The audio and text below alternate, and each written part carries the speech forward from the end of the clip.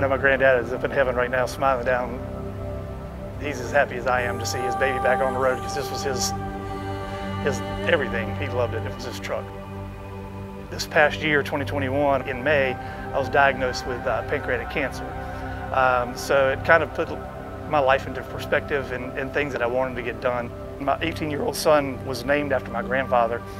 He is the last living Hughes. I don't know how much time that I have left, so it kind of made it even more important to me to continue that tradition that my grandfather wanted, to be able to pass it down to family members and keep it in the Hughes family means the absolute world to me.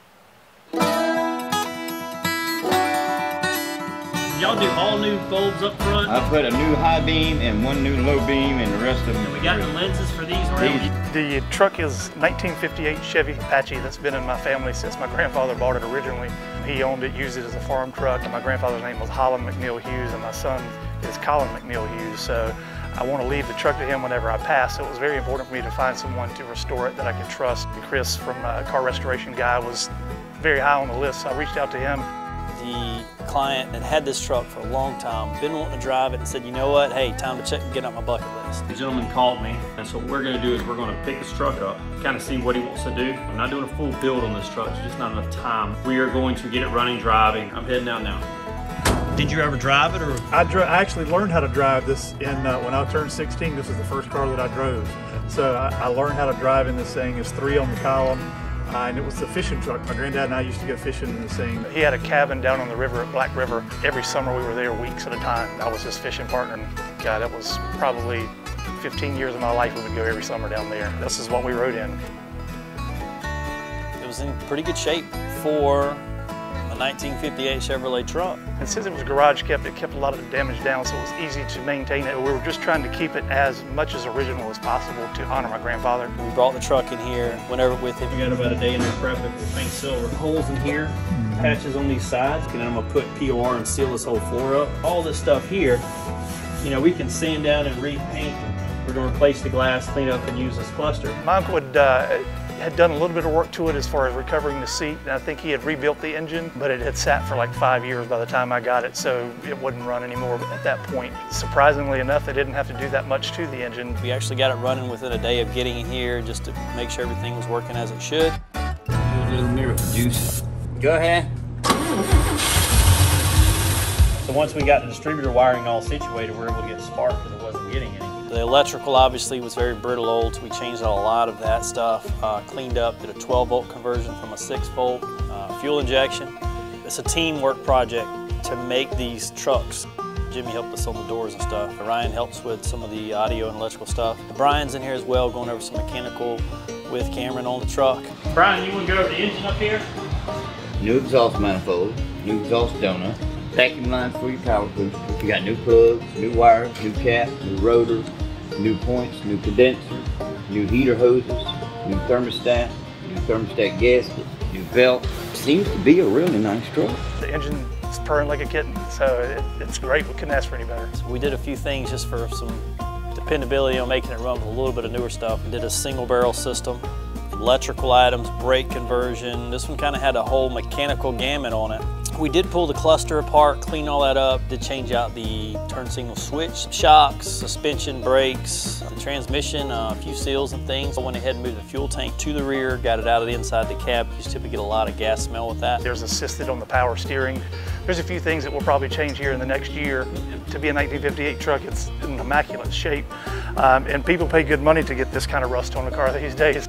I'm gonna leave everything on the patina like it is. Here's the coloration on this. To replicate or make this color, I mean, it'd be almost impossible. As we started scrubbing this thing back, there's this beautiful, like a soft blue glow. It goes into almost a green fade, and then the white on the front with the washout, a little bit of surface rust, and that white front end.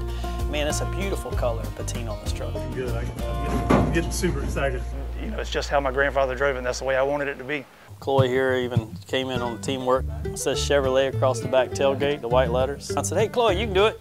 Got her paintbrush, mixed her up some paint better, some single stage Chevrolet white, had to keep Chevrolet. Came out really nice. The new windows and things we changed on the doors with new chrome, new glass, new seals on the back. You see this truck in person, it's a cool truck. For a 58, it's a Cadillac. Yeah, I mean, It rides good for what it is. I mean, I can't complain. Like I said, my granddad bought it brand new in '58, and it's been in the family ever since. So just to have it back on the road, man, I've been like a little kid shaking all day long trying to get over here.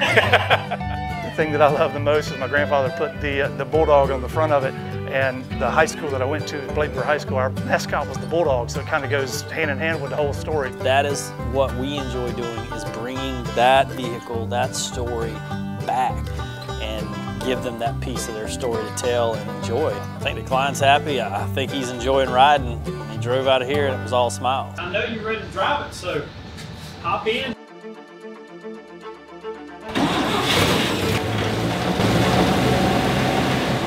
You know, I sat down behind the wheel, and it's the first time I've climbed in it in probably 5 years.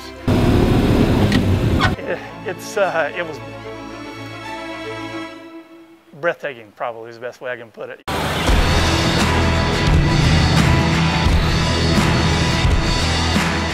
It brought back so many memories. It was, I mean, it's everything that I dreamed of and everything that I wanted for so long. The thing that I would touch on the most is how awesome these guys were to work with. I mean, Chris and his team are phenomenal. They have been super communicative from the start. If there was an issue or if they thought of something that they didn't think about in the beginning, you know, they would always run it by me first, and it just means that much to me. It's always fun to see the client smile and see them get in the car, and just, you know, you can see that piece of joy that you've helped pass to someone. So we hope that we're passing it along, and hope that, you know, that's shown in this video, and hope you guys enjoy the story on this particular build. I can't believe it's finally done, and I can't wait to drive it home and let the family get in it and ride in it. I've got a cousin of mine, and she and I would go with my grandparents down to the cabin to go fishing all the time. And, you know, two-seater, so we couldn't ride up front, so we would sit in the back of the truck in the boat as we were going down the road. So that's what she wants to do. She wants to put a John boat in the back of it and take another cruise just for memory's sake. So that's first stop when I get to Bladensburg, is to pick her up so we can go for a ride and let her get in the back of the truck again.